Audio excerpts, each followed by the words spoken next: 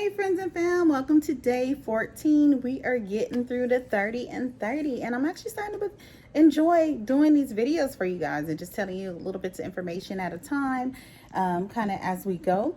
So today, one of the questions I asked is, if I purchase property, this is either in the States or in the Dominican Republic, should I hold it as an entity or should I purchase it as an individual?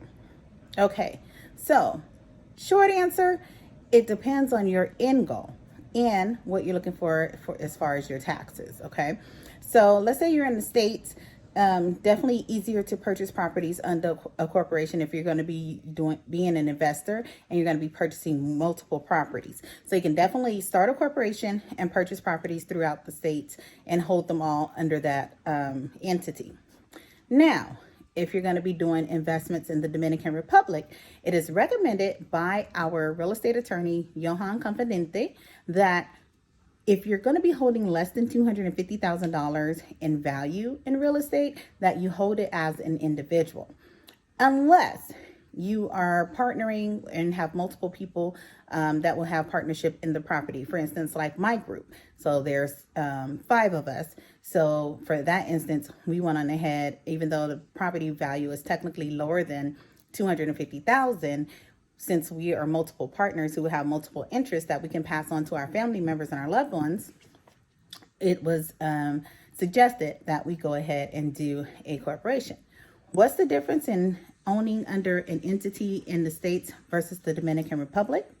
Well, in the Dominican Republic, if you purchase property under an entity, so that's an LLC, corporation, S corp, that type of entity, partnership, something like that is what I'm talking about. If you purchase property under that, when you sell the property, you sell the business. So you sell the LLC, you sell the corporation, or whatever it is that you're holding the property under. Okay, so in the States, you don't necessarily have to do that unless you're, selling off a big portfolio or something like that. But in the Dominican Republic, it's a requirement. So let's say, for example, you have 2 properties under one entity. So if you got 2 properties under one entity, then you would actually have to sell one of the properties with the corporation or the LLC, and you sell the other property as an individual. Okay, I'll say that one more time. 2 properties under one entity. This is in the Dominican Republic specifically. You have to sell one of the properties with the entity and sell the other property as an individual. So then you may say, why would this make sense for me to do that? Well, let's look at it this way. If you're starting an investment company and then you're holding a property under the company, you have all your accounting in place, your CPAs in place, you have your attorneys and everything in place. Now you're selling a fully functioning business as opposed to just selling real estate.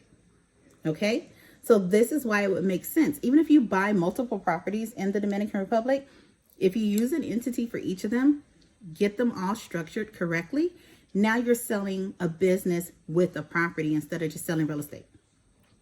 Why does that, why would that be beneficial? You can actually increase your price because now you can say, hey, you're not just buying this $200,000 house, you're getting a whole business with revenues generating and everything, and you have all your accounting and all that stuff set up. So now you may be able to increase that price by an extra $20,000. So now I can sell it for $220,000 because now all the infrastructure is in place and you don't have to do it. For more information on tax tips and structuring how to purchase real estate investment properties, feel free to reach out to me, 909-494-2280. I'll be happy to help you out and give you some more examples and details on how you can better your tax liabilities, whether it's here in the States or overseas. Talk to you soon.